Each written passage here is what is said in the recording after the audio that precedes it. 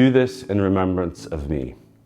In the Collect for Corpus Christi, we refer to the Blessed Sacrament as the memorial of the Lord's Passion. In it, according to the prayer, we come to know within ourselves the fruits of redemption. We rarely think of memory as fruitful or productive. Memory can exhort us to devotion and gratitude. Memory can even provoke us to action, both good and bad. But if we think that the Eucharistic memorial of Christ's Passion is simply a way to make our lives and our actions meaningful, we risk missing the point. Our lives are meaningful because they are created by God. To be created is to be remembered.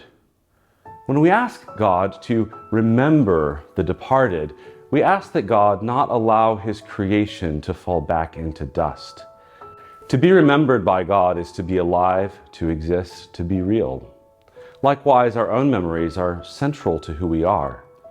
In his psychological analogy for the Trinity, St. Augustine pinpoints memory, understanding, and will as the vestiges of the Trinity in the human mind. As beings of both body and soul, memory is, for each of us, a bundle of relationships with ourselves, other people, history, and God Himself. In a very real sense, we are our memory. The early church understood this. For centuries, the people of God had been formed by a life of active remembrance. The Sabbath, the cycle of feasts, above all the Passover. Remember you were slaves. And in Jewish practice, this remembrance, this memorial, was a liturgical reality that did far more than recall to mind certain ideas. It made that history present. For those celebrating the Passover, today is the day of redemption. Today is the day of God's deliverance from Pharaoh in Egypt. Today is the day of salvation through the waters of the Red Sea.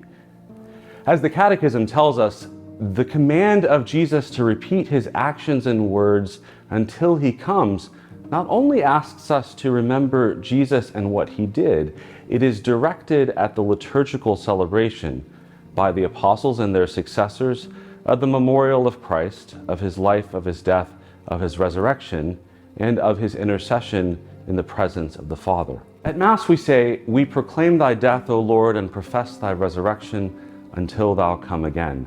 We proclaim, we profess, we remember by offering the unbloody sacrifice on the altars of the Catholic Church. This particular proclamation and memory cannot happen in any other way. Do this, Jesus said. He did not say, think about this or believe this, as important as thinking and believing may be. Do this. For this memory is not something you have, something you bring out every so often to look at, like a family picture album. This memory is you. It is who you are. It is who you were meant to be. If bread can, through the mystery of transubstantiation, remember its true purpose to become the bread of life, so too we, in the remembrance of the Mass, become more truly the body of Christ. My name is Father Sam Keyes, Parochial Administrator of St. Augustine of Canterbury, Ordinariate Community in San Diego County, California.